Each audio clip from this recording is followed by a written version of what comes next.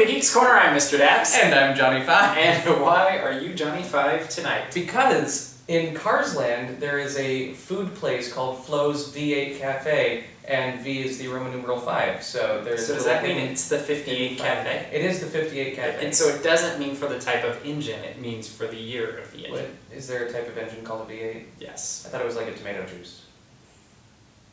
I may be wrong.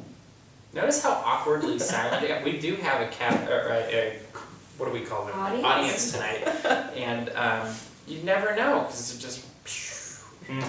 Yeah. So this week was the grand reopening of Disney California Adventure. We got to go there. Yes, we did. And we spent the bulk of the last 5 days, ironically enough, in DCA, and it started with the Cars Land opening. Yeah. And what stands out to you about the Cars Land opening? It was just a really fun day. We checked in around 4 o'clock, and then everything started at like 6. So it was really just okay. Everybody get there, get checked in, make sure everything's okay. Okay, cool. Now wait for 2 hours. It was don't do anything. You can't go over there. You have to sit right there. Exactly. No, really they actually were really cool and accommodating, and we made great friends with a bunch of the hosts there. Then we went and did the red carpet thing, which is a red carpet thing. I don't understand the appeal of red carpets. I really don't. Other than the photo op. Yeah. Like it's a photo op. Maybe you get an interview, but I feel like it's hard to hear the people in the interview on the red carpet anyway, because there's always people screaming and yeah. But we were not on the side with the people filming. We were on the other side. So we have lots of people's videos. So if you happen to be watching, there's a couple of Spanish networks that were across from us. Some other. There was some like if you happen to be on those. There was channels. a TBS show, Mysterious. Mysteries of the Universe. Or Mysteries of the Universe. That was it. So if you're watching that, you can see us in the background. I'd never heard of the show before, but if you watch it, let us know. Well, that's because it's mysterious. It is a mystery of the universe. Yeah. So then the Cars, they had the grand opening ceremony, and I thought the highlight for me was when John Lasseter came out in a suit coat. He did me proud. All he could have added is a fedora, and that would have made it even more epic. Mr. Lasseter, next time. Fedora. And then he made car versions of Tom Staggs and Bob Iger, like drawings of what they would look like as cars. Exactly. People don't know what car version means. Well, I realize now it kind of sounds like an odd thing. Cars Land versions of Carslandia. Yeah, Carslandians. Yeah. Cars. He made cars. And then finally Lightning McQueen and Mater showed up, and they had fireworks and explosions of confetti, and the band was fun. They had a really good band. I like really good band. Yeah. They played a lot of songs that were found in the movies, and we were let in. Rockabilly, it was nice. And we were allowed to ride the attractions, eat the food, and pet the pooch. There was no pooch. I know, but oh, okay. Yeah, but we got to go in, and it was fun, and we closed the night with Radiator Springs Racers, and pretty much we got on really fast, and it's a way cooler night. Yes, it is. Yeah, and then the other big event of the week was the actual reopening ceremony of Disney's California Adventure with, that was mainly Bob Iger and Mickey Mouse, and the red Car Trolley News Boys, and we got there bright and early. You weren't actually at this part of it. You tell me about your experience for the opening. I got there early, but not so much bright. I got there the previous evening and waited overnight in line again. And there's a video of that, right? There is. So they can click on the link wherever I just put it, or you put it. Yes. Whoever ends up doing the annotations, and they can go see your experience. An hour by hour thing about the wait, and then some of the stuff I did throughout the day. But while he got to be right up in front watching the event, I was at the front where the rope was, but there was no speaker next to me. So it was weird. This whole huge crowd of people who had been waiting for 16 hours were all shushing each other to make sure that everyone could hear. And then we passed you, or you passed by me as you were coming into the park, and the ceremony itself I was able to hear, and I really liked it. I thought it was cool because it really focused on Walt Disney, and Walt Disney coming to California. It could have really been a Bob Iger show of, look at this great thing I've done in recreating Disney California Adventure, and instead he really just shot it all back to Walt Disney and Mickey Mouse and kept it kind of an origin story and a retelling of Walt's story and how he came to California, and then how Disney California Adventure fits into that big picture of the Walt Disney Company. And it was just really tasteful. It wasn't over the top. It wasn't extravagant. It was really well done, and I was glad it was short because it was really early in the morning. I hadn't had coffee yet, so I was glad it was short too. to go on Radiator Springs. Which is like 12 minutes for it. And that's what you did right after the park opened, right? Yeah. And yeah, so you bombed on in there and headed to Cars Land, and Radiator Springs is the first thing you did. It is. And tell me about it. I absolutely love Radiator Springs Racers. It's probably one of the most thrilling rides I've been on. Because it's also an awesome dark ride. It's a great thrill ride where you're driving fast, but it's also one of the best dark rides I've ever seen. Oh, absolutely, yeah. And I think my favorite thing about it is the speed changes. You know, because you're going from 40 miles an hour and the sound that accompanies it. The sound that accompanies it. Yeah. I also picked up on the fact that it really has a touchy gas.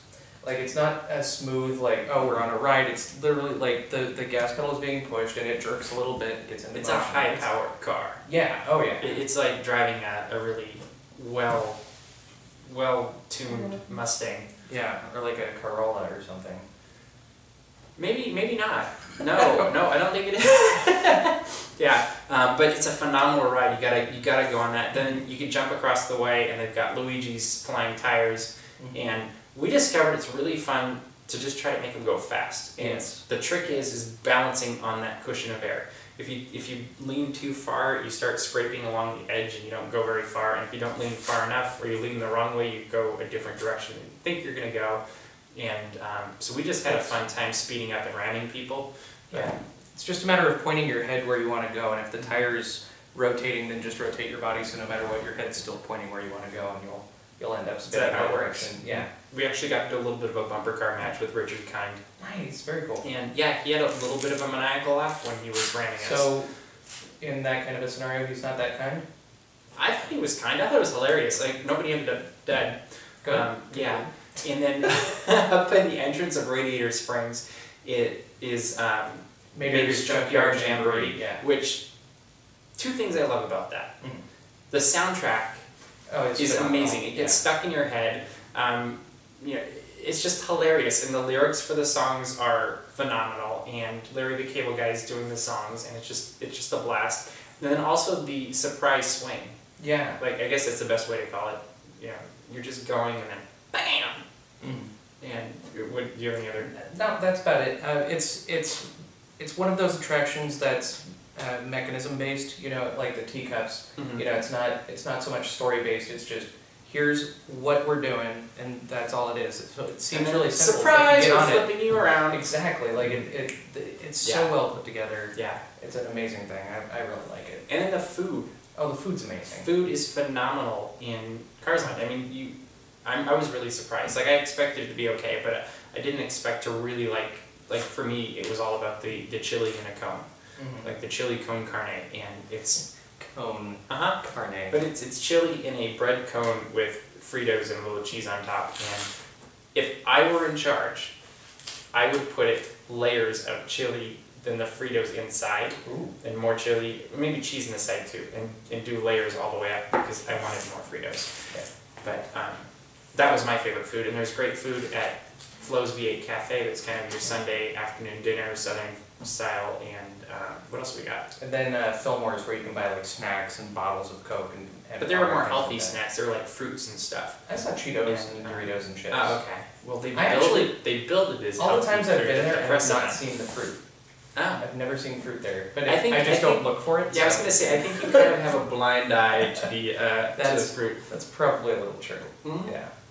But fruits and vegetables, what are those? The pretzel bites and the churro bites are actually really amazing. I think, like, they're very portable, and you could just snack on those throughout the day. But you know where to get the very best food and snacks now, right? Oh yeah. Starbucks. Yes. In Buena Vista Street, because that's the place where it's at. It's the biggest Starbucks I've ever seen, I think. It has 4 registers. Have you guys ever been to a bigger Starbucks?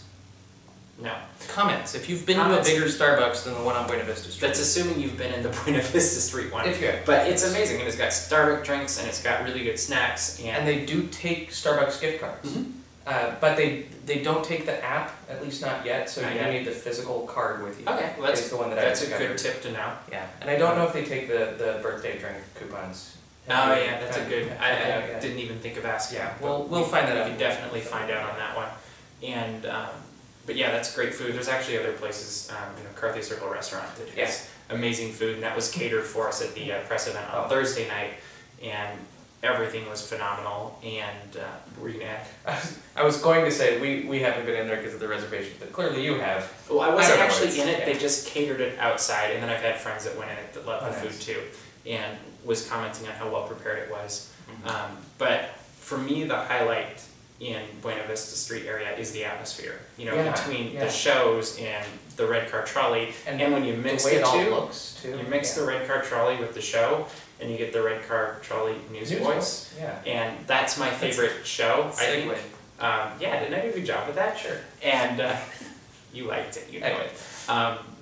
But yeah, you're never going to be able to look at the word suitcase and a dream the same ever again, because I'm sure just by saying that, a song, if you've seen the show, is now stuck in your head. And there will be a link for this so you can see. If you haven't seen the show, it is on the Mr. DAPs YouTube. And they also use Seize the Date from Newsies, which is a lot of fun, and they change the words a little bit to fit the storyline.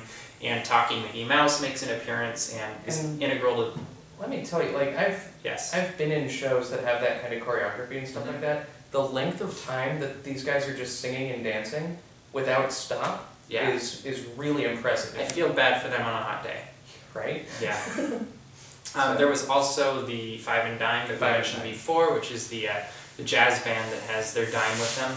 And they come out, and it was really funny when we watched them, because we got to see all these shows on Thursday at the media day when DCA was closed. And this poor guy clearly wasn't the most comfortable being dragged out into the street to dance with Dime, and it's really worth watching. It was kind of funny. And then they have another section where Goofy comes out, and then they invite some guests out on the street also for a song. And Who's Afraid of the Big Bad? No, that was Who's Afraid of the Big Bad Wolf? And you were telling me that you actually witnessed people who were holding video cameras. Yeah, where like the lady came up and she like grabs her camera and hands it to the person next to him and just like drags him onto the street anyway. So nobody's safe. Just don't stand in the front row if you don't want to be part of the show, because it could be you that's next. They also have all those awesome streetmosphere people. Like there's a policeman and a lady with the dog and the messenger. The messenger, and she rides around on a three-wheeled bike and sings songs. Yeah. Yeah, one of those things. And there's a photographer lady. Okay. I haven't seen all of them. I can't remember if there's anything else. But I feel like I saw a gypsy, but I don't know if that was actually a guest. That might have been the dog lady, because she kind of looks like maybe a gypsy. I didn't see the dog. It's a puppet. I know. It's okay. But I didn't. But it's really cool. Like it just the whole resulting performance or feel is that you're actually on Buena Vista Street back in the day, and it feels like home. Like it's very Main Street in a different era, and I really liked how they did that. And I like how the Newsboys, going back to that, are like Newsies from the West Coast. They didn't try to be Newsies; they tried to be the West Coast version. Yeah, because if it was New York Newsies and California Adventure, it just wouldn't have been right. And then the other really cool thing we got to see this week involved these. It was the World of Color Glow with the Show. And I don't know if these are showing up, but they are glowing as the show is going. I can't tell if the camera can see it or not. These are glowing with our show.